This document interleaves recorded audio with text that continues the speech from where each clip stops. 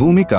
अनादिकाल से ही मानव परम शांति, सुख व अमृत की खोज में लगा हुआ है।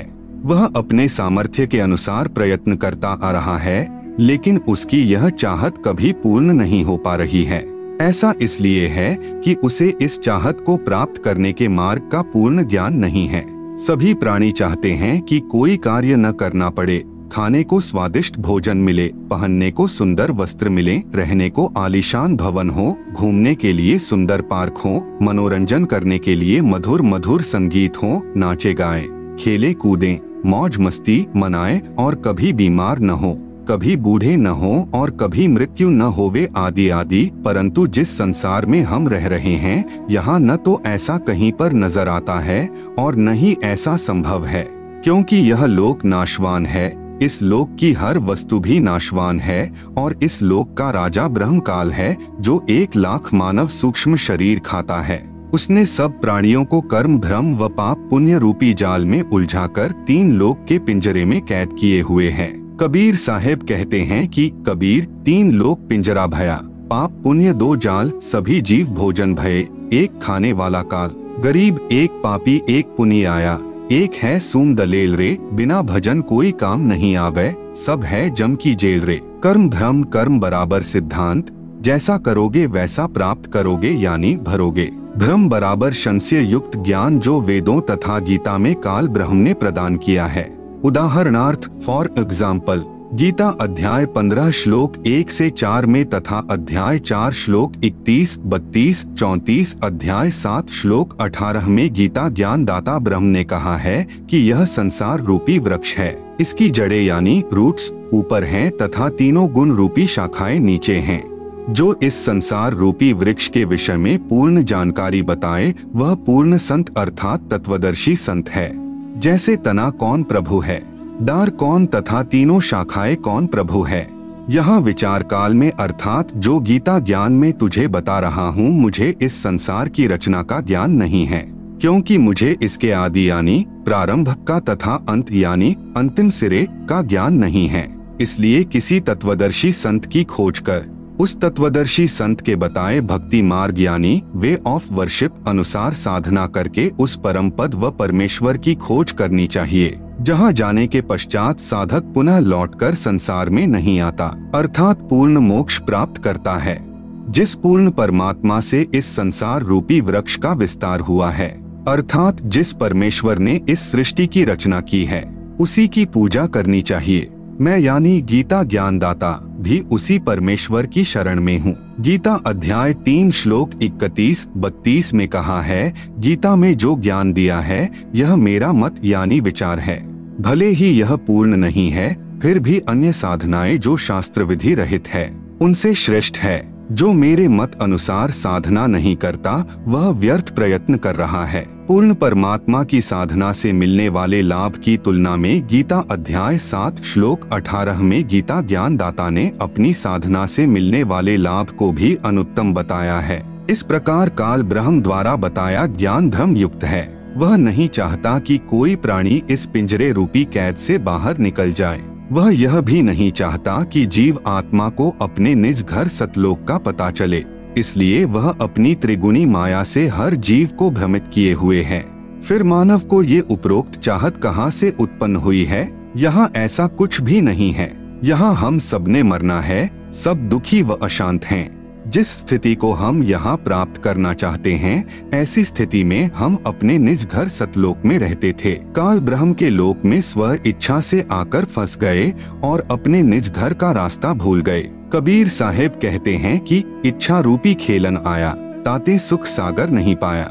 इस काल ब्रह्म के लोक में शांति व सुख का नामो निशान भी नहीं है। त्रिगुणी माया से उत्पन्न काम, क्रोध, लोभ, मोह, अहंकार, राग, द्वेष, हर्ष, शोक, लाभ, हानि, मान, बड़ाई रूपी अवगुण हर जीव को परेशान किए हुए हैं। यहाँ एक जीव दूसरे जीव को मार कर खा जाता है, शोषण करता है, इज्जत लूट लेता है, धन लूट लेता है, शांति छीन लेता है। यहाँ पर चारों तरफ आग लगी है। यदि आप शांति से रहना चाहोगे तो दूसरे आपको नहीं रहने देंगे।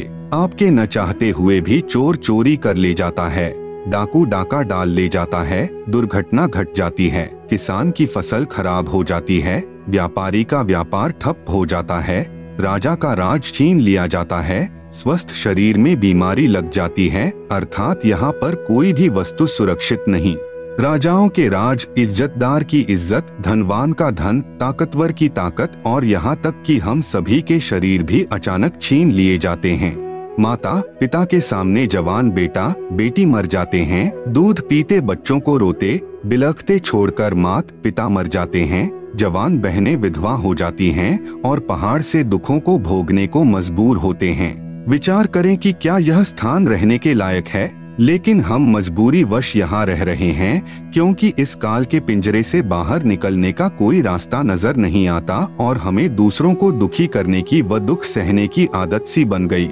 यदि आप जी को इस लोक में होने वाले दुखों से बचाव करना है तो यहाँ के प्रभु काल से परम शक्ति युक्त परमेश्वर यानी परम अक्षर ब्रह्म की शरण लेनी पड़ेगी, जिस परमेश्वर का खौफ काल प्रभु को भी है, जिसके डर से यह उपरोक्त कष्ट उस जीव को नहीं दे सकता जो पूर्ण परमात्मा अर्थात परम अक्षर ब्रह्म यानी सत्य पुरुष की शरण पूर्ण संत के बताए मार्ग से ग्रहण करता है। वह जब तक संसार में भक्ति करता रहेगा उसको उपरोक्त कष्ट आजीवन नहीं होते। जो व्यक्ति इस पुस्तक ज्ञान गंगा को पढ़ेगा उसको ज्ञान हो जाएगा कि हम अपने निज घर को भूल गए हैं। वह परम शांति व सुख यहाँ न होकर निज घर सतलोक में है, जहाँ पर न जन्म है, न मृत्यु है, न बुढ़ापा, न दुख, न कोई लड़ाई झगड़ा है, न कोई बीमारी है, न पैसे का कोई लेन देन है, न मनोरंजन के साधन खरीदना है।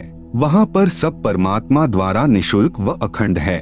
बंदी छोड़ गरीबदास जी महाराज की वाणी में प्रमाण है कि बिन ही मुख सारंग राग सुन, बिन ही तंती तार, बिना सुर अलगोजे बजै, नगर नाच घुमा, घंटा बाजै ताल नग, मंजीरे डफ झांझ, मुरली मधुर सुहावनी, निस्बासर और सांझ, बीन बिहंगम बाजही, तरक तंबूरे तीर, राग खंड नहीं होत है, बंध्या रहत समीर, तरक नहीं तोरा नहीं, ना ही कशीस कबाब, अमृत प्याले मध पीवे, जो भाटी चवै शराब, मतवाले मस्तानपुर, गली गली गुलजार, संख शराबी फिरत हैं, चलो तास बाजार, संख संख पत्नी नाचें, गावे शब्द सुभान, चंद्र बदन सूरज मुखी, ना ही मान गुमान, संख हिंडोले नूर नग, झूले संत हजूर, तख्त धनी के पास कर, ऐसा मुलक जहूर, नदी नाव नाले बगै, छूटे फुहारे सुन्न, भरे होद सरवर सदा, नहीं पाप नहीं पुण्य, ना कोई भिक्षुक दान दे, ना कोई हार व्यवहार, ना कोई जन्मे मरे, ऐसा देश हमार, जहाँ संखो लहर मेहर की उपजय,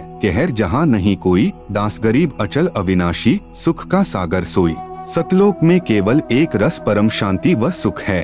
जब तक हम सतलोक में नहीं जाएंगे तब तक हम परम शांति, सुख व अमृतत्व को प्राप्त नहीं कर सकते। सतलोक में जाना तभी संभव है जब हम पूर्ण संत से उपदेश लेकर पूर्ण परमात्मा की आजीवन भक्ति करते रहें। इस पुस्तक ज्ञान गंगा के माध्यम से जो हम संदेश देना चाहते हैं उसमें किसी देवी देवता व धर्म की बुराई न करके सर्व पवित्र धर्म ग्रंथों में छुपे गूढ़ रहस्य को उजागर करके यथार्थ भक्ति मार्ग बताना चाहा है, जो कि वर्तमान के सर्व संत महंत व आचार्य गुरु साहिबान शास्त्रों में छिपे गूढ़ रहस्य को समझ नहीं पाए। परम पूज्य कबीर साहेब जी अपनी वाणी में कहते हैं कि वेद कतेब झूठे ना भाई, झूठे हैं सो समझे नाही, जिस कारण भक्त समाज को अपार हानि हो रही है। सब अपने अनुमान से व झूठे गुरुओं द्वारा बताई गई शास्त्र विरुद्ध साधना करते हैं, जिससे न मानसिक शांति मिलती है और न ही शारीरिक सुख, न ही घर व कारोबार में लाभ होता है और न ही परमेश्वर का साक्षात्कार होता है और न ही मोक्ष प्राप्ति होती है। यह सब सुख कैसे मिले तथा यह जानने के लिए कि मैं कौन हूँ, कहाँ से आया हूँ, क्यों जन्म लेता हूँ, क्यों मरता हूँ और क्यों दुख भोगता हूँ, आखिर यह सब कौन करवा रहा है और परमेश्वर कौन है, कैसा है, कहाँ है तथा कैसे मिलेगा, और ब्रह्मा विष्णु और शिव के माता पिता कौन हैं और किस प्रकार से काल ब्रह्म की जेल से छुटकारा पाकर अपने निज घर यानी सतलोक में वापस जा सकते हैं।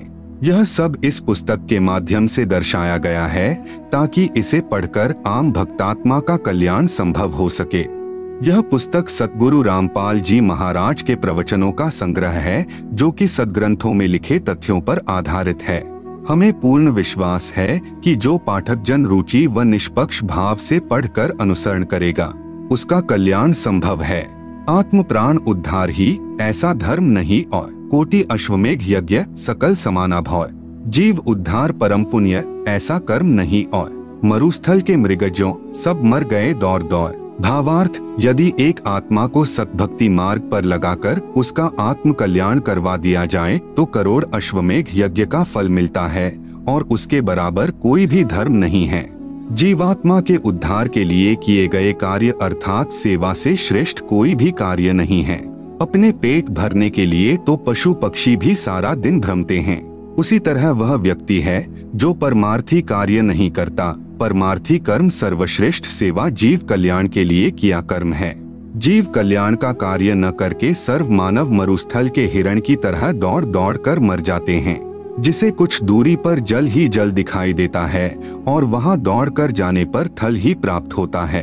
फिर कुछ दूरी पर थल का जल दिखाई देता है, अंत में उस हिरण की प्यास से ही मृत्यु हो जाती है। ठीक इसी प्रकार जो प्राणी इस काल लोक में जहां हम रह रहे हैं वे उस हिरण के समान सुख की आशा करते हैं, जैसे निसंतान सोचता है संतान होने पर सुखी हो जाऊंगा। संतान वालों से पूछे तो उनकी अनेकों समस्याएं सुनने को मिलेंगी। निर्धन व्यक्ति सोचता है कि धन हो जाए तो मैं सुखी हो जाऊं। जब धनवानों की कुशल जानने के लिए प्रश्न करोगे तो ढेर सारी परेशानियां सुनने को मिलेंगी। कोई राज्य प्राप्ति से सुख मानता है, यह उसकी महाभूल है। राजा यानी मंत्री, मुख्यमंत्री, प्रधानमंत्री, राष्ट्रपति को स्वप्न में भी सुख नहीं होता। जैसे 4-5 सदस्यों के परिवार का मुखिया अपने परिवार के प्रबंध में कितना परेशान रहता है। राजा तो एक क्षेत्र का मुखिया होता है, उसके प्रबंध में सुख स्वप्न में भी नहीं होता। राजा लोग शराब पीकर कुछ गम भुलाते हैं, माया इकट्ठा करने के लिए जनता से कर यानी टैक्स लेते हैं। फिर अगले जन्मों में जो राजा सत्य भक्ति नहीं करते, पशु योनियों को प्राप्त होकर प्रत्येक व्यक्ति से वसूले कर यानी टैक्स को उनके पशु बनकर लौटाते हैं। जो व्यक्ति मनमुखी होकर तथा झूठे गुरुओं से दीक्षित होकर भक्ति तथा धर्म करते हैं, वे सोचते हैं कि भविष्य में सुख होगा, लेकिन इसके विपरीत दुख ही प्राप्त होता है। कबीर साहब कहते हैं कि मेरा यह ज्ञान ऐसा है कि यदि ज्ञानी पुरुष होगा तो इसे सुनकर हृदय में बसा लेगा और यदि मूर्ख होगा तो उसकी समझ से बाहर है। कबीर, ज्ञानी हो तो हृदय लगाई, मूर्ख हो तो गम ना पाई। अधिक जानकारी के लिए कृपया प्रवेश करें इस पुस्तक ज्ञान गंगा में। इस पुस्तक को पढ़कर सुप्रीम कोर्ट के वरिष्ठ अधिवक्ता श्री सुरेश चंद्र ने कहा, इस पुस्तक का नाम तो ज्ञान सागर होना चाहिए। कलयुग में सत्ययुग। संत रामपाल जी के सत्संग वचनों से उद्घृत। सत्ययुग उस समय को कहते हैं जिस युग में अधर्म नहीं होता, शांति होती है, पिता से पहले पुत्र की मृत्यु नहीं होती, स्त्री विधवा नहीं होती, रोग रहित शरीर होता है, सर्व मानव भक्ति करते हैं, परमात्मा से डरने वाले होते हैं क्योंकि वे आध्यात्मिक ज्ञान के सर्व कर्मों से परिचित होते हैं, मन कर्म वचन से किसी को पीड़ा नहीं देते तथा दुराचारी नहीं होते, जति सती स्त्री पुरुष होते हैं, वृक्षों की अधिकता होती है, सर्व मनुष्य वेदों के आधार से भक्ति करते हैं। वर्तमान में कलयुग है, इसमें अधर्म बढ़ चुका है। कलयुग में मानव की भक्ति के प्रति आस्था कम हो जाती है, या तो भक्ति करते ही नहीं, यदि करते हैं तो शास्त्र विधि त्याग कर मनमानी भक्ति करते हैं, जो श्रीमद् भगवत गीता अध्याय 16 श्लोक 23-24 में वर्जित हैं, जिस कारण से परमात्मा से जो लाभ वांछित होता है वह प्राप्त नहीं होता। इसलिए अधिकतर मनुष्य नास्तिक हो जाते हैं।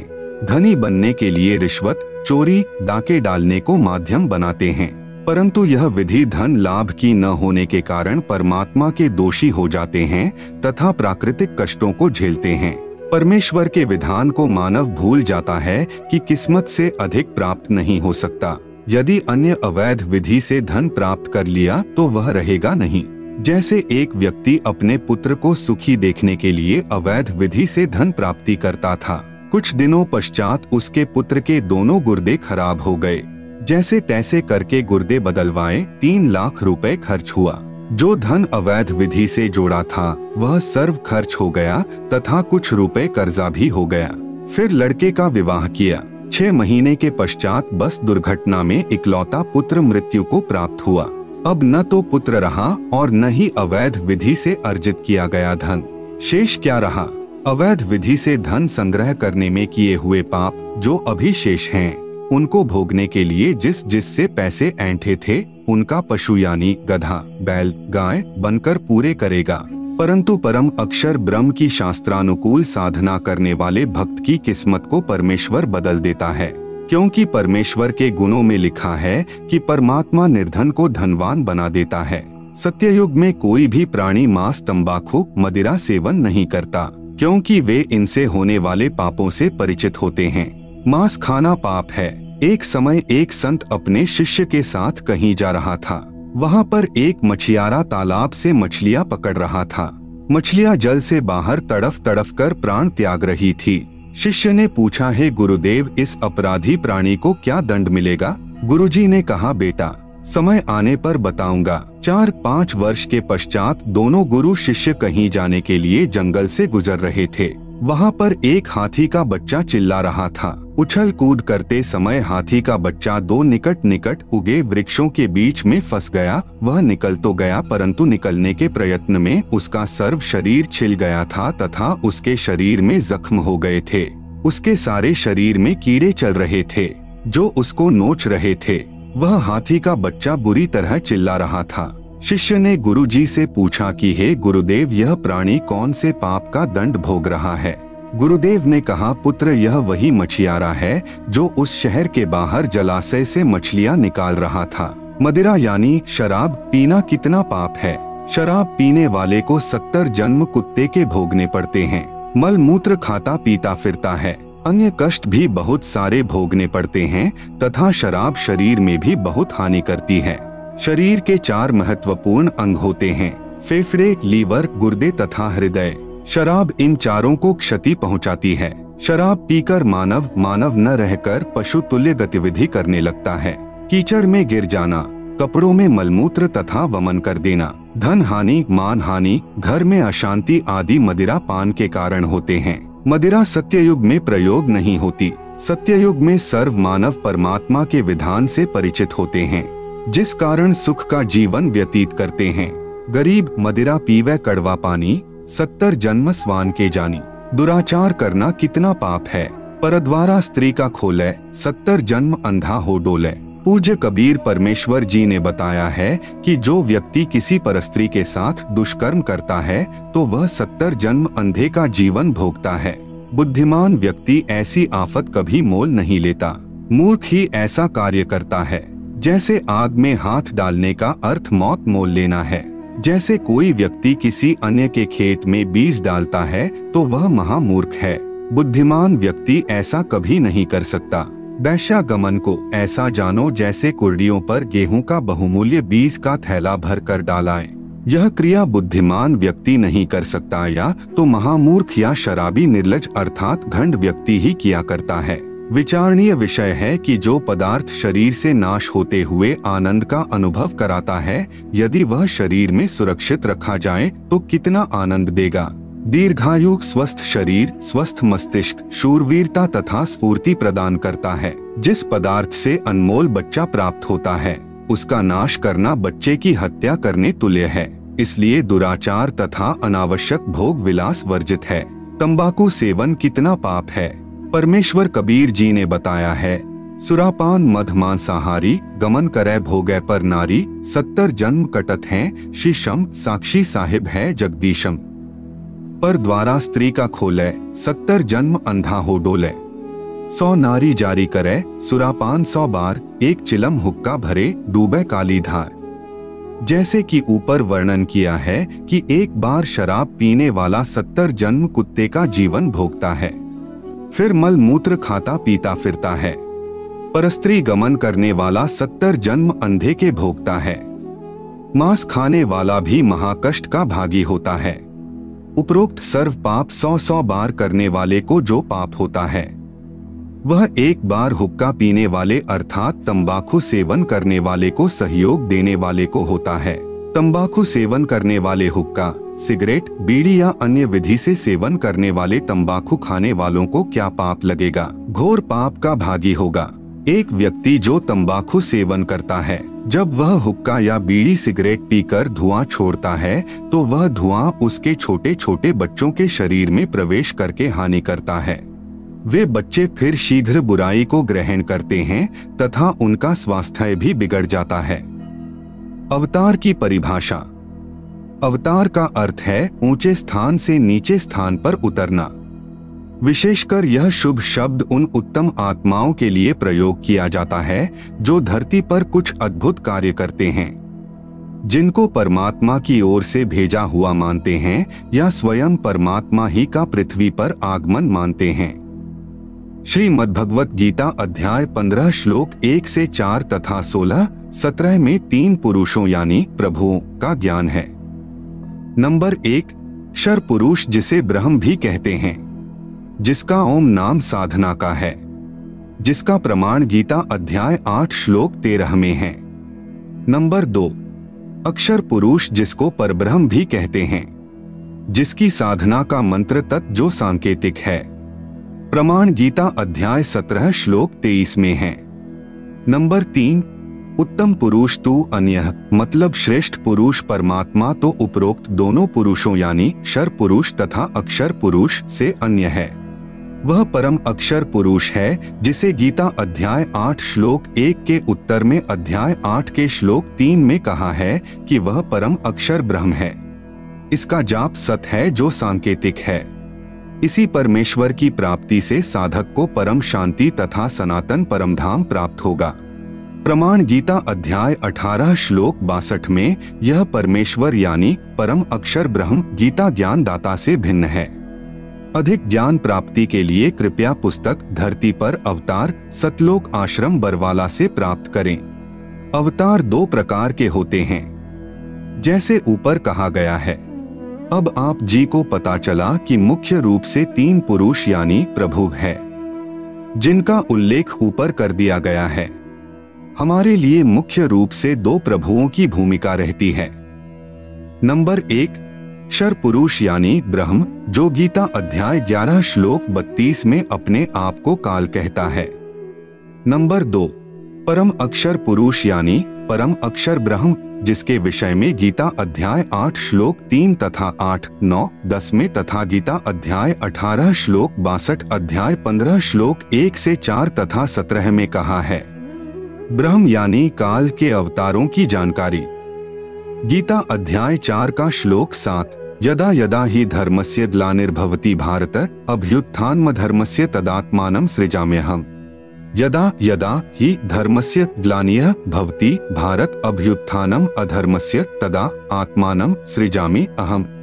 अनुवाद भारत यानी हे भारत, यदा यदा यानी जब जब, धर्मस्य यानी धर्म की, ग्लानिः यानी हानि और अधर्मस्य यानी अधर्म की, अभ्युत्थानम यानी वृद्धि, भवति यानी होती है, तदा यानी तब तब, ही यानी ही, अहम यानी मैं, आत्मानम यानी अपना अंश, अवतार, सृजामी यानी रचता हूँ अर्थात उत्पन्न करता हूँ।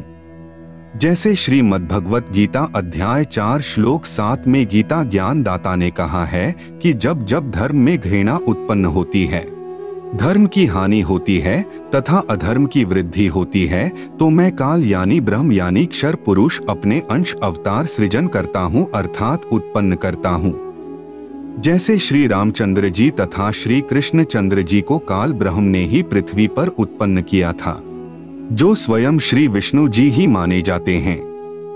इनके अतिरिक्त 8 अवतार और कहे गए हैं, जो श्री विष्णु जी स्वयं नहीं आते अपितु अपने लोक से अपने कृपा पात्र पवित्र आत्मा को भेजते हैं। वे भी अवतार कहलाते हैं। कहीं कहीं पर 25 अवतारों का भी उल्लेख पुराणों में आता है। काल ब्रह्म यानी क्षर पुरुष के भेजे हुए अवतार पृथ्वी पर बढ़े अधर्म का नाश कत्लेआम अर्थात संहार करके करते हैं। उदाहरण के रूप में श्री रामचंद्र जी तथा श्री कृष्णचंद्र जी, श्री परशुराम जी तथा श्री निहकलंक जी जो अभी आना शेष है, जो कलयुग के अंत में आएगा। ये सर्व अवतार घोर संहार करके ही अधर्म का नाश करते हैं, अधर्मियों को मारकर शांति स्थापित करने की चेष्टा करते हैं। परंतु शांति की अपेक्षा अशांति ही बढ़ती है। जैसे श्री रामचंद्र जी ने रावण को मारने के लिए युद्ध किया, युद्ध में करोड़ों पुरुष मारे गए, जिनमें धर्मी तथा अधर्मी दोनों ही मारे गए। फिर उनकी पत्नियां तथा छोटे बड़े बच्चे शेष रहे, उनका जीवन नरक बन गया। विधवाओं को अन्य व्यक्तियों ने अपनी हवस का शिकार बनाया। निर्वाह की समस्या उत्पन्न हुई, आदि आदि अनेकों अशांति के कारण खड़े हो गए। यही विधि श्री कृष्ण जी ने अपनाई थी, यही विधि श्री परशुराम जी ने अपनाई थी। इसी विधि से 10वां अवतार काल ब्रह्म यानी शर पुरुष द्वारा उत्पन्न किया जाएगा। उसका नाम निकलंक होगा। वह कलयुग के अंतिम समय में उत्पन्न होगा, जो राजा हरिश्चंद्र वाली आत्मा होगी। संभल नगर में श्री विष्णु दत्त शर्मा के घर में जन्म लेगा। उस समय सर्व मानव अत्याचारी अन्यायी हो जाएंगे, उन सर्व को मारेगा। उस समय जिन जिन मनुष्य में परमात्मा का डर होगा, कुछ सदाचारी होंगे, उनको छोड़ जाएगा, अन्य सर्व को मार डालेगा। यह विधि है ब्रह्म यानी कालक्षर पुरुष के अवतारों की अधर्म का नाश करने तथा शांति स्थापना करने की। परम अक्षर ब्रह्म अर्थात सत्य पुरुष के अवतारों की जानकारी। नंबर 1, परम अक्षर ब्रह्म स्वयं पृथ्वी पर प्रकट होता है। वह सहशरीर आता है, सहशरीर लौट जाता है। यह लीला वह परमेश्वर 2 प्रकार से करता है। नंबर 1, प्रत्येक युग में शिशु रूप में किसी सरोवर में कमल के फूल पर वन में प्रकट होता है। वहां से निसंतान दंपति उसे उठा ले जाते हैं। फिर लीला करता हुआ बड़ा होता है तथा आध्यात्मिक ज्ञान प्रचार करके अधर्म का नाश करता है। सरोवर के जल में कमल के फूल पर अवतरित होने के कारण परमेश्वर नारायण कहलाता है। नार यानी जल, आयन यानी आने वाला, अर्थात जल पर निवास करने वाला नारायण कहलाता है। नंबर 2, जब चाहे साधु संत जिंदा के रूप में अपने सत्यलोक से पृथ्वी पर आ जाते हैं तथा अच्छी आत्माओं को ज्ञान देते हैं। फिर वे पुण्यात्माएं भी ज्ञान प्रचार करके अधर्म का नाश करते हैं। वे भी परमेश्वर के भेजे हुए अवतार होते हैं।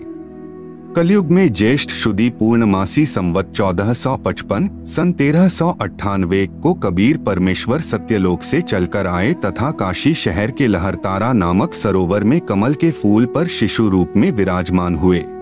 वहां से नीरू तथा नीमा जो जुलाहा यानी धानक दंपति थे, उन्हें उठा लाए। शिशु रूपधारी परमेश्वर कबीरदेव यानी कबीर परमेश्वर ने 25 दिन तक कुछ भी आहार नहीं किया। नीरू तथा नीमा उसी जन्म में ब्राह्मण थे, श्री शिव जी के पुजारी थे। मुसलमानों द्वारा बलपूर्वक मुसलमान बनाए जाने के कारण जुलाहे का कार्य करके निर्वाह करते थे। बच्चे की नाजुक हालत देखकर नीमा ने अपने इष्ट शिव जी को याद किया। शिव जी साधु वेश में वहां आए तथा बालक रूप में विराजमान कबीर परमेश्वर को देखा। बालक रूप में कबीर साहेब जी ने कहा, है शिव जी इन्हें कहो एक कुंवारी गाय लाएं, वह आपके आशीर्वाद से दूध देगी। ऐसा ही किया गया। कबीर परमेश्वर के आदेशानुसार भगवान शिव जी ने कुंवारी गाय की कमर पर थपकी लगाई। उसी समय बछिया के थनों से दूध की धार बहने लगी। एक कोरा मिट्टी का छोटा घड़ा नीचे रखा। पात्र भर जाने पर दूध बंद हो गया। फिर प्रतिदिन पात्र थनों के नीचे करते ही बछिया के थनों से दूध निकलता। उसको परमेश्वर कबीर जी पिया करते थे। जुलाहे के घर परवरिश होने के कारण बड़े होकर परमेश्वर कबीर जी भी जुलाहे का कार्य करने लगे तथा अपनी अच्छी आत्माओं को मिले, उनको तत्व ज्ञान समझाया तथा स्वयं भी तत्व ज्ञान प्रचार करके अधर्म का नाश किया तथा जिन जिन को परमेश्वर जिंदा महात्मा के रूप में मिले, उनको सच्चखंड यानी सत्यलोक में ले गए तथा फिर वापस छोड़ा। उनको आध्यात्मिक ज्ञान दिया तथा अपने से परिचित कराया। वे उस परमेश्वर यानी सत्य पुरुष के अवतार थे। उन्होंने भी परमेश्वर से प्राप्त ज्ञान के आधार से अधर्म का नाश किया। वे अवतार कौन कौन हुए हैं? नंबर 1 आदरणीय धर्मदास जी, नंबर 2 आदरणीय मलुकदास जी, नंबर 3 आदरणीय नानक देव साहेब जी, सिख धर्म के प्रवर्तक, नंबर 4 आदरणीय दादू साहेब जी, नंबर 5 आदरणीय गरीबदास साहेब जी गांव छुड़ानी जिला झज्जर हरियाणा वाले तथा नंबर 6 आदरणीय घीसा दास साहेब जी गांव खेखड़ा जिला मेरठ उत्तर प्रदेश वाले ये उपरोक्त सर्व अवतार परम अक्षर ब्रह्म यानी सत्य पुरुष के थे।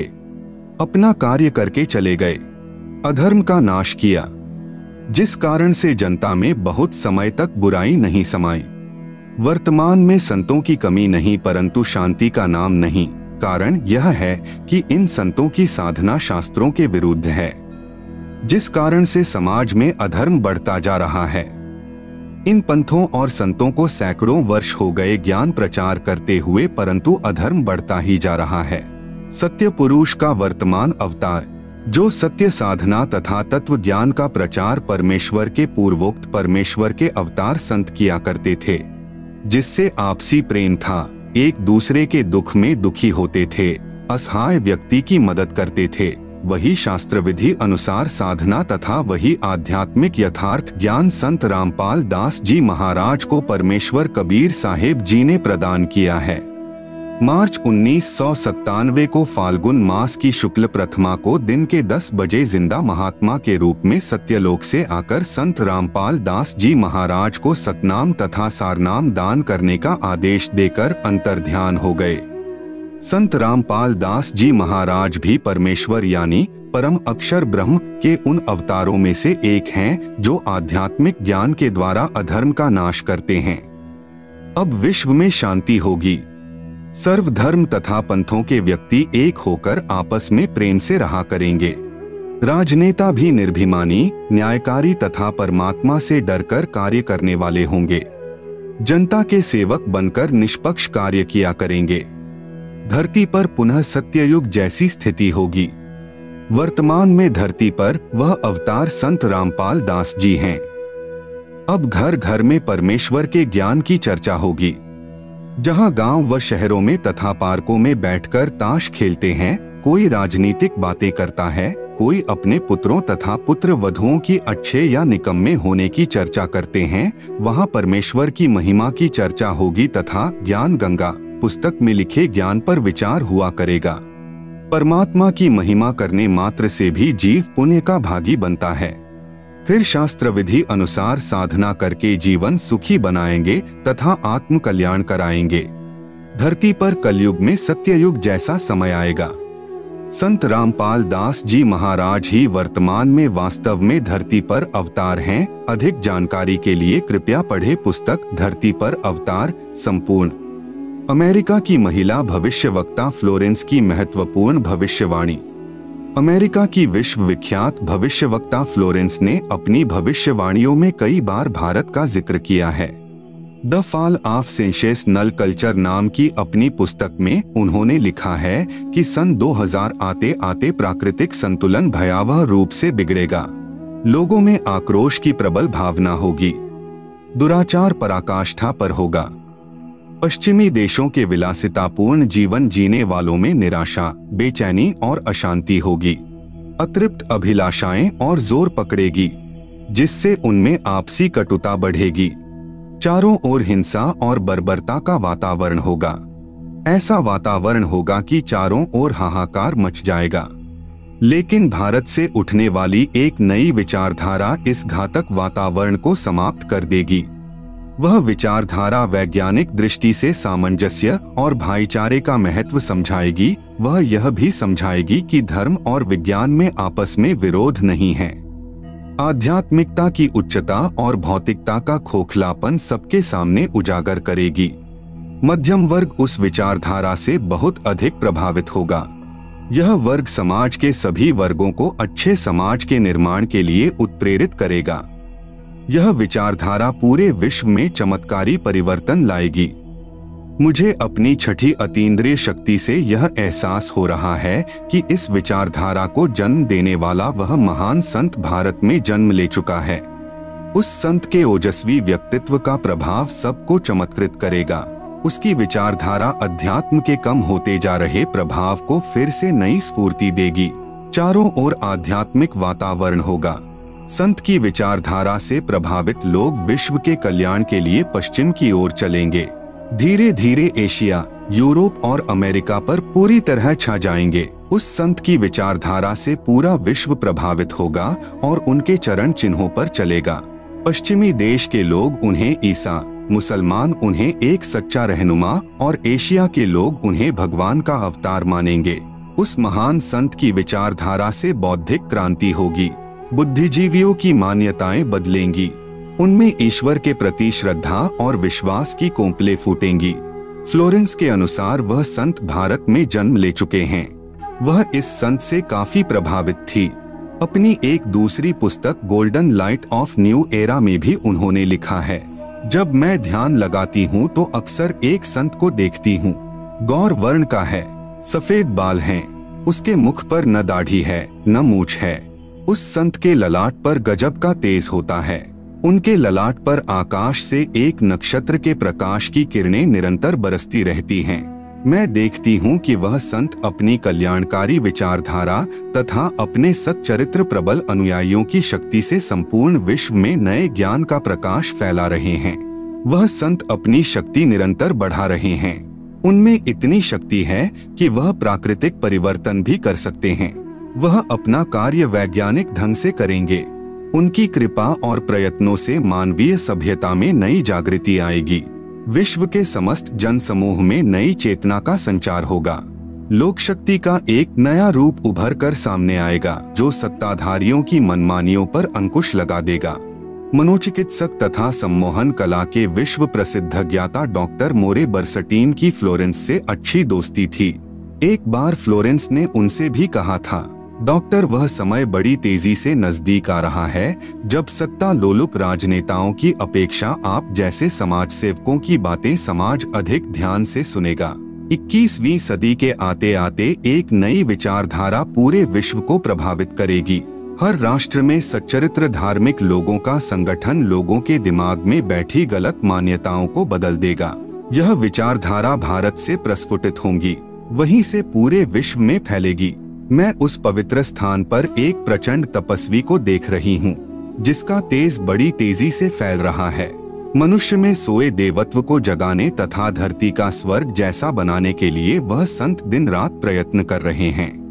एक पत्रकार ने 1964 में फ्लोरेंस से पूछा था कि क्या वह दुनिया का भविष्य बता सकती है। फ्लोरेंस ने इसके जवाब में कहा था, 1970 की शुरुआत व्यापक उथल पुथल के साथ होगी। 1979-80 के बाद ऐसे ऐसे भूकंप आएंगे कि न्यूजर्सी का कुछ हिस्सा तथा यूरोप का और एशिया के कई देशों के स्थान भूकंप से विदीर्ण हो जाएंगे। कुछ जलमग्न भी हो जाएंगे।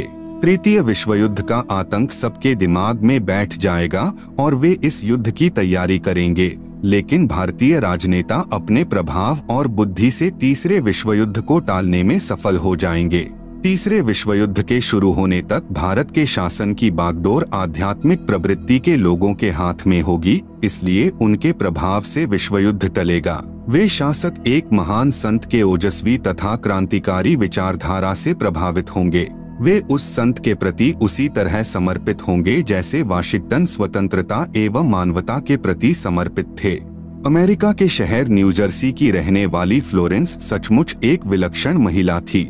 एक बार नेबेल नाम के व्यक्ति ने टीवी कार्यक्रम के दौरान उनसे बोला, आप भारत में जन्म ले चुके संत के बारे में तो अक्सर बताती रहती हैं, मैं अपने बारे में कुछ जानना चाहता हूँ, बताइए। फ्लोरेंस ने उसके दाहिने हाथ को थाम लिया और बोली, आप बहुत जल्द किसी दूसरे राज्य से प्रसारण करेंगे। नेबेल एक प्रसारण सेवा के कर्मचारी थे। फ्लोरेंस की इस बात पर वह हंसने लगे। कुछ क्षण बाद बोले, आपने मुझसे यह अच्छा मजाक किया। यदि हमारी कंपनी के अधिकारी इस कार्यक्रम को देख रहे होंगे तो मैं दूसरे राज्य में जाऊं या नहीं, फिलहाल अपनी कंपनी से तुरंत निकाल दिया जाऊंगा। कुछ ही मिनटों के बाद टीवी के कंट्रोल रूम का फोन घनघना उठा। फोन नेबेल के लिए था। उनकी कंपनी के जनरल मैनेजर उनसे बात करना चाहते थे। नेबेल ने जब फोन उठाया तो उन्होंने कहा, हमने न्यूयॉर्क से प्रसारण करने का काम शुरू करने का निर्णय लिया है, वहां तुम्हें ही भेजा जाएगा। अभी यह बात गुप्त रखना, इसकी घोषणा कल की जाएगी। मैं टीवी पर फ्लोरेंस के साथ तुम्हारी बातचीत देख रहा था। फ्लोरेंस ने तुम्हारे विषय में जो बताया है वह पूरी तरह सच है। आश्चर्य है कि उन्हें यह बात कैसे मालूम हो गई। नेबेल फ्लोरेंस का चेहरा देखता रह गया। कुछ पत्रकारों ने उनसे एक बार पूछा था कि वह भविष्य को कैसे देख लेती हैं तथा गायब व्यक्ति या वस्तुओं का पता कैसे लगा लेती हैं, तो फ्लोरेंस ने बताया, मुझे स्वयं नहीं मालूम कि ऐसा कैसे संभव हो जाता है। मैं भविष्य के विषय में एक बहुत महत्वपूर्ण बात बता रही हूँ। 20वीं शताब्दी के अंत में भारतवर्ष से एक प्रकाश निकलेगा। यह प्रकाश पूरी दुनिया को उन दैवी शक्तियों के विषय में जानकारी देगा जो अब तक हम सभी के लिए रहस्यमय बनी हुई हैं। देवी शक्तियों की जानकारी जो संत रामपाल दास जी महाराज द्वारा बताई गई हैं। कृपया पढ़ें इसी पुस्तक के पृष्ठ 22 पर सृष्टि रचना, एक दिव्य महापुरुष द्वारा यह प्रकाश पूरे विश्व में फैलेगा। वह सभी को सतमार्ग पर चलने की प्रेरणा देगा। समस्त दुनिया में एक नई सोच की ज्योति फैलेगी। जब मैं ध्यानावस्था में होती हूँ तो अक्सर यह दिव्य महापुरुष मुझे दिखाई देते हैं। फ्लोरेंस ने बार बार इस संत या दिव्य महापुरुष का जिक्र किया है।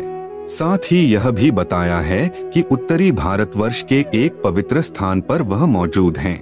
सज्जनों, उपरोक्त भविष्यवाणी तथा वर्तमान वाणी है जो परम संत रामपाल महाराज जी पर खरी उतरती है तथा इसी का समर्थन अन्य भविष्यवाणियां भी करती है जो आगे लिखी हैं। भाई बाले वाली जन्म साखी में प्रमाण। एक महापुरुष के विषय में भाई बाले वाली जन्म साखी में प्रहलाद भक्त की भविष्यवाणी।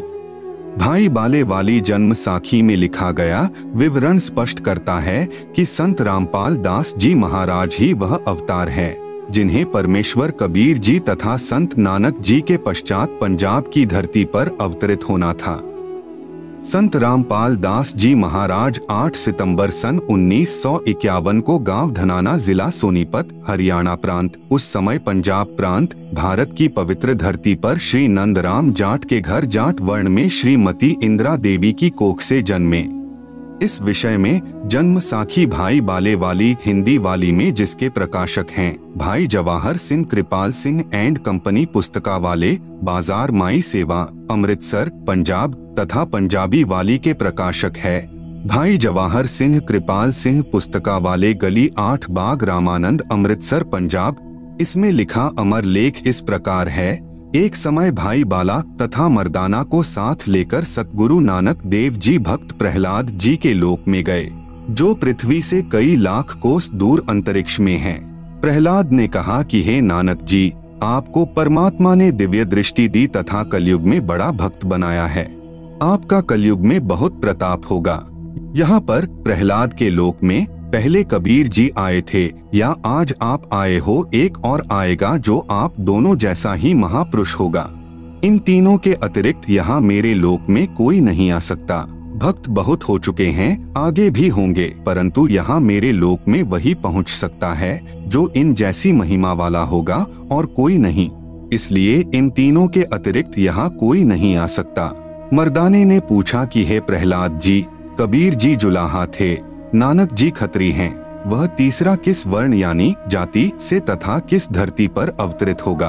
प्रहलाद भक्त ने कहा, भाई सुन, नानक जी के सच्चखंड जाने के सैकड़ों वर्ष पश्चात पंजाब की धरती पर जाट वर्ण में जन्म लेगा तथा उसका प्रचार क्षेत्र शहर बरवाला होगा। लेख समाप्त। विवेचन: संत रामपाल दास जी महाराज वही अवतार हैं जो अन्य प्रमाणों के साथ साथ जन्म साखी में लिखे वर्णन पर खरे उतरते हैं। जन्म साखी में 100 वर्ष के पश्चात लिखा है। यहाँ पर सैकड़ों वर्ष पश्चात कहा गया था, जिसको पंजाबी भाषा में लिखते समय 100 वर्ष ही लिख दिया, क्योंकि मर्दाना ने पूछा था कि वह कौन से युग में नजदीक ही आएगा। तब भक्त प्रहलाद ने कहा कि श्री नानक जी के सैकड़ों वर्ष पश्चात कल युग में ही वह संत जाट वर्ण में जन्म लेगा। इसीलिए यहाँ 100 वर्ष के स्थान पर सैकड़ों वर्षों ही न्यायोचित है तथा प्रचार क्षेत्र बरवाला के स्थान पर बटाला लिखा गया है। इसके 2 कारण हो सकते हैं कि शहर बरवाला, जिला हिसार, हरियाणा उस समय पंजाब प्रांत में सुप्रसिद्ध नहीं था तथा बटाला शहर पंजाब प्रांत में प्रसिद्ध था। लेखनकर्ता ने इस कारण से बरवाला के स्थान पर बटाला लिख दिया। दूसरा, प्रिंट करते समय हालेक की जगह हटालेक प्रिंट हो गया है। एक और विशेष विचारणीय पहलू है कि पंजाब के बटाला शहर में कोई भी जाट संत नहीं हुआ है। जो इन महापुरुषों यानी परमेश्वर कबीर देव जी व श्री नानक देव जी के समान महिमावान तथा इनके समान ज्ञानवान हुआ हो। इस आधार से तथा अन्य प्रमाणों के आधार से तथा इस जन्म साखी के आधार से स्पष्ट है कि वह तीसरे महापुरुष संत रामपाल दास जी महाराज हैं तथा इनका आध्यात्मिक ज्ञान भी इन दोनों महापुरुषों यानी परमेश्वर कबीर जी तथा श्री नानक देव जी से मेल खाता है। आप देखेंगे दोनों फोटो कापी जो जन्म साखी भाई बाले वाली जो कि एक पंजाबी भाषा में है तथा दूसरी हिंदी में है जो कि पंजाबी भाषा से ही अनुवादित है। इसमें कुछ प्रकरण ठीक नहीं लिखा है। जैसे पंजाबी भाषा में लिखा है कि जो इस जिहा कोई होवेगा ता एथे पहुँचेगा होरदा एथे पहुँचन दा कम नहीं, परंतु हिंदी वाली जन्म साखी में यह विवरण नहीं है जो बहुत महत्वपूर्ण है। इससे सिद्ध है कि लिखते समय कुछ प्रकरण बदल जाता है। फिर भी ढेर सारे प्रमाण जो इस पुस्तक में अन्य महापुरुषों के द्वारा संत रामपाल दास जी के विषय में कहे हैं वे भी इसी को प्रमाणित करते हैं। विशेष यदि कोई यह कहे कि जन्म साखी में लिखी व्याख्या संत गरीबदास जी गांव छुड़ानी वाले के लिए हैं, क्योंकि वे भी जाट जाति से थे तथा छुड़ानी गांव भी पहले पंजाब प्रांत के अंतर्गत आता था, यह भी उचित नहीं लगती, क्योंकि संत गरीबदास जी ने अपनी अमृतवाणी असुर निकंदन रमैणी में कहा है कि सतगुरु दिल्ली मंडल आयसी सूती धरनी सूम जगायसी। भावार्थ है कि संत गरीबदास जी के सतगुरु पूज्य कबीर साहेब जी थे। पुराना रोहतक जिला यानी सोनीपत, रोहतक तथा झज्जर को मिलाकर एक जिला रोहतक था, दिल्ली मंडल में लगता था। यह किसी राजा के अधीन नहीं था, अंग्रेजों के शासन काल में दिल्ली के अधीन था। संत गरीबदास जी ने स्पष्ट किया है कि सतगुरु यानी परमेश्वर कबीर जी दिल्ली मंडल में आएंगे, भक्तिहीन प्राणियों को जगाएंगे, सत्य भक्ति कराएंगे।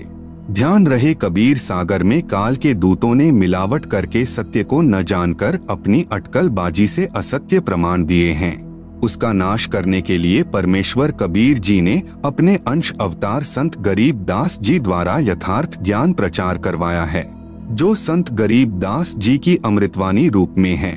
इसी बात की पुष्टि कबीर सागर के संपादक कबीर पंथी श्री युगलानंद बिहारी जी की उस टिप्पणी से होती है जो उन्होंने अनुराग सागर तथा ज्ञान सागर की भूमिका में की है। कहा है कि कबीर पंथियों ने ही कबीर पंथ के ग्रंथों का नाश कर रखा है, अपने अपने मते अनुसार फेर बदल करके अपने मत को जोड़ा है। मेरे पास अनुराग सागर तथा ज्ञान सागर की कई प्रतियां रखी हैं, जिनमें से एक दूसरे से मेल नहीं खा रही हैं। संत रामपाल दास जी महाराज का जन्म श्री नंदराम जाट के घर 8 सितंबर 1951 को गांव धनाना जिला सोनीपत यानी उस समय जिला रोहतक में हुआ था, जो वर्तमान हरियाणा तथा पंजाब प्रांत मिलकर उस समय एक ही पंजाब प्रांत था। परमेश्वर कबीर जी ने भी कहा था कि जिस समय कलयुग 5500 वर्ष बीत चुका होगा, मैं गरीबदास वाले 12वें पंथ में आगे स्वयं आऊंगा। संत गरीबदास जी द्वारा मेरी यानी कबीर परमेश्वर की महिमा की वाणी प्रकट होगी तथा गरीबदास वाले 12वें पंथ तक के साधक मुझे आधार बनाकर वाणी को समझने की कोशिश करेंगे, परंतु वाणी को न समझकर सतनाम तथा सारनाम से वंचित रहने के कारण असंख्य जन्म तक सत्यलोक प्राप्ति नहीं कर सकते। उसी 12वें पंथ यानी गरीबदास जी वाले पंथ में मैं यानी परमेश्वर कबीर जी ही स्वयं चलकर आऊंगा। तब संत गरीबदास जी द्वारा प्रकट की गई वाणी को मैं यानी कबीर परमेश्वर प्रकट होकर समझाऊंगा। इससे सिद्ध हुआ कि जन्म साखी में जिस जाट संत के विषय में कहा है, निर्विवाद रूप से वह संत रामपाल दास जी महाराज जी ही हैं। फिर भी हम संत गरीबदास जी का विशेष आदर करते हैं, क्योंकि उन्होंने परमेश्वर कबीर जी का अमर संदेश सुनाया है। यदि कोई भ्रम उत्पन्न करे कि 10 गुरु साहिबानों में से भी किसी की ओर संकेत हो सकता है, इसके लिए स्मरण रहे कि 10 सिख गुरु साहिबानों में से कोई भी जाट वर्ण से नहीं थे। दूसरे सिख गुरु श्री अंगद देव जी खत्री थे, तीसरे गुरु जी श्री अमरदास जी भी खत्री थे, चौथे गुरु जी श्री रामदास जी खत्री थे तथा 5वें गुरु जी श्री अर्जुन देव जी से लेकर 10वें तथा अंतिम श्री गुरु गोबिंद सिंह जी तक श्री गुरु रामदास जी की संतान अर्थात खत्री थे। फिर भी हम सभी सिख गुरु साहिबानों का विशेष आदर करते हैं। संत रामपाल दास जी महाराज कहते हैं, जीव हमारी जाति है, मानव धर्म हमारा। हिंदू मुस्लिम सिख ईसाई धर्म नहीं कोई न्यारा। परमेश्वर कबीर जी ने कहा है, जाति ना पूछो संत की, पूछ लीजिए ज्ञान। मोल करो तलवार का, पड़ी रहें दो म्यान। कृपया प्रमाण के लिए देखें फोटो कॉपी जन्म साखी पंजाबी गुरुमुखी पंजाबी भाषा वाली तथा हिंदी वाली दोनों में आप जी सहज में समझ सकते हो कि वास्तविकता क्या है। जन्म साखियों के प्रकाशक हैं भाई जवाहर सिंह कृपाल सिंह, अमृतसर पंजाब। कृपया देखें फोटो कॉपी जन्म साखी भाई बाले वाली पंजाबी भाषा वाली के पृष्ठ 272 की। कृपया देखें फोटो कॉपी जन्म साखी भाई बाले वाली के पृष्ठ 273 की। कृपया देखें फोटो कॉपी जन्म साखी भाई बाले वाली हिंदी वाली के पृष्ठ 305 की। प्रश्न एक संस्कृत के विद्वान शास्त्री ने कहा कि आपके गुरु संत रामपाल दास जी महाराज संस्कृत नहीं पढ़े हैं। आप कहते हो कि उन्होंने श्रीमद् भगवत गीता का यथार्थ अनुवाद करके भक्तों को बताते हैं। यह कभी नहीं हो सकता। उत्तर संत रामपाल दास जी महाराज के भक्त ने उत्तर दिया, शास्त्री जी उसी को परमेश्वर का अवतार कहते हैं जो भाषा का ज्ञान न होते हुए यथार्थ अनुवाद कर दें, क्योंकि परमेश्वर सर्वज्ञ है। उन्हीं गुणों से युक्त उसका भेजा हुआ अवतार होता है। वह अवतार संत रामपाल दास जी महाराज जी हैं। आप तो केवल वेदों और गीता के अनुवाद से अचंभित हैं। संत रामपाल दास जी महाराज ने तो बाइबल तथा कुरान को यथार्थ रूप में बताया है, जिसे ईसाई धर्म के वर्तमान के फादर व पादरी तथा मुसलमान धर्म के मुल्ला व काजी भी नहीं समझ सके। आप सुन रहे हैं जगत गुरु तत्वदर्शी संत रामपाल जी महाराज द्वारा लिखित पुस्तक ज्ञान गंगा का पेज नंबर 1। भक्ति मर्यादा। जीव हमारी जाति है, मानव धर्म हमारा। हिंदू मुस्लिम सिख ईसाई धर्म नहीं कोई न्यारा। प्रिय भक्तजनों, आज से लगभग 5000 वर्ष पहले कोई भी धर्म या अन्य संप्रदाय नहीं था। न हिंदू, न मुस्लिम, न सिख और न ईसाई थे। केवल मानव धर्म था। सभी का एक ही मानव धर्म था और है। लेकिन जैसे जैसे कलयुग का प्रभाव बढ़ता गया वैसे वैसे हमारे में मतभेद होता गया। कारण सिर्फ यही रहा कि धार्मिक कुल गुरुओं द्वारा शास्त्रों में लिखी हुई सच्चाई को दबा दिया गया। कारण चाहे स्वार्थ हो या ऊपरी दिखावा, जिसके परिणाम स्वरूप आज एक मानव धर्म के 4 धर्म और अन्य अनेक संप्रदाय बन चुकी हैं, जिसके कारण आपस में मतभेद होना स्वाभाविक ही है। सभी का प्रभु भगवान राम, अल्लाह, रब, गॉड, खुदा, परमेश्वर एक ही है। ये भाषा भिन्न पर्यायवाची शब्द हैं। सभी मानते हैं कि सबका मालिक एक है, लेकिन फिर भी ये अलग अलग धर्म संप्रदाय क्यों? यह बात बिल्कुल ठीक है कि सबका मालिक रब, खुदा, अल्लाह, गॉड, राम, परमेश्वर एक ही है, जिसका वास्तविक नाम कबीर है और वह अपने सतलोक, सतधाम, सच्चखंड में मानव सदृश स्वरूप में आकार में रहता है। लेकिन अब हिंदू तो कहते हैं कि हमारा राम बड़ा है, मुस्लिम कहते हैं कि हमारा अल्लाह बड़ा है, ईसाई कहते हैं कि हमारा ईसा मसीह बड़ा और सिख कहते हैं कि हमारे गुरु नानक साहेब जी बड़े हैं। ऐसे कहते हैं जैसे 4 नादान बच्चे कहते हैं कि यह मेरा पापा, दूसरा कहेगा यह मेरा पापा है, तेरा नहीं है, तीसरा कहेगा यह तो मेरा पिताजी है जो सबसे बड़ा है, और फिर चौथा कहेगा कि अरे नहीं नादानो, यह मेरा डैडी है, तुम्हारा नहीं है, जबकि उन चारों का पिता वही एक ही है। इन्हीं नादान बच्चों की तरह आज हमारा मानव समाज लड़ रहा है। कोई कहे हमारा राम बड़ा है, कोई कहे खुदाई रे, कोई कहे हमारा ईसा मसीह बड़ा, ये बांटा रहे लगाई रे, जबकि हमारे सभी धार्मिक ग्रंथों व शास्त्रों में उस एक प्रभु, मालिक, रब, खुदा, अल्लाह, राम, साहेब, गॉड, परमेश्वर की प्रत्यक्ष नाम लिखकर महिमा गाई है कि वह एक मालिक प्रभु कबीर साहेब है जो सतलोक में मानव सदृश स्वरूप में आकार में रहता है। वेद, गीता, कुरान, बाइबल और गुरु ग्रंथ साहेब ये सब लगभग मिलते जुलते ही हैं। यजुर्वेद के अध्याय 5 के श्लोक नंबर 32 में, सामवेद के मंत्र नंबर 1400-822 में, अथर्ववेद के कांड नंबर 4 के अनुवाक 1 के श्लोक नंबर 7, ऋग्वेद के मंडल 1 अध्याय 1, के सूक्त 11 के श्लोक नंबर 4 में कबीर नाम लिखकर बताया है कि पूर्ण ब्रह्म कबीर है जो सतलोक में आकार में रहता है। आप सुन रहे हैं जगत गुरु तत्वदर्शी संत रामपाल जी महाराज द्वारा लिखित पुस्तक ज्ञान गंगा का पेज नंबर 2। गीता जी चारों वेदों का संक्षिप्त सार है। गीता जी भी उसी सत्पुरुष पूर्ण ब्रह्म कबीर की तरफ इशारा करती है। गीता जी के अध्याय 15 के श्लोक नंबर 16, 17, अध्याय 18 के श्लोक नंबर 46, 61, 62, अध्याय 8 के श्लोक नंबर 3, 8 से 10 तथा 22 में, अध्याय 15 के श्लोक नंबर 1, 2, 3, 4 में उसी पूर्ण परमात्मा की भक्ति करने का इशारा किया है। श्री गुरु ग्रंथ साहिब पृष्ठ नंबर 24 पर और पृष्ठ नंबर 721 पर नाम लिखकर कबीर साहेब की महिमा गाई है। इसी प्रकार कुरान और बाइबल एक ही शास्त्र समझो।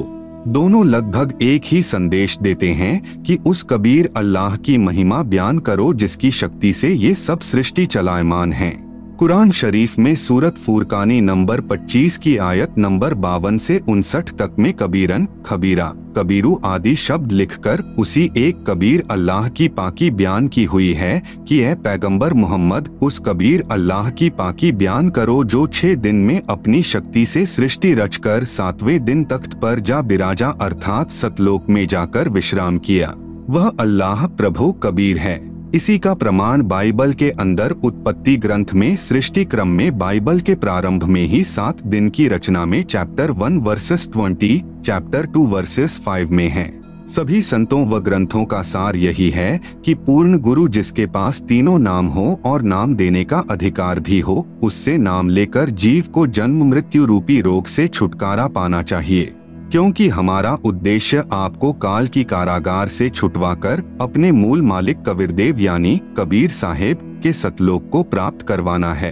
कबीरदेव ने अपनी वाणी में कहा है कि एक जीव को काल साधना से हटाकर पूर्ण गुरु के पास लाकर सत उपदेश दिलाने का पुण्य इतना होता है कि जितना करोड़ गाय बकरे आदि प्राणियों को कसाई से छुटवाने का होता है। क्योंकि यह अबोध मानव शरीरधारी प्राणी गलत गुरुओं द्वारा बताई गई शास्त्र विरुद्ध साधना से काल के जाल में फंसा रहकर न जाने कितने दुखदायी 84 लाख योनियों के कष्ट को झेलता रहता है।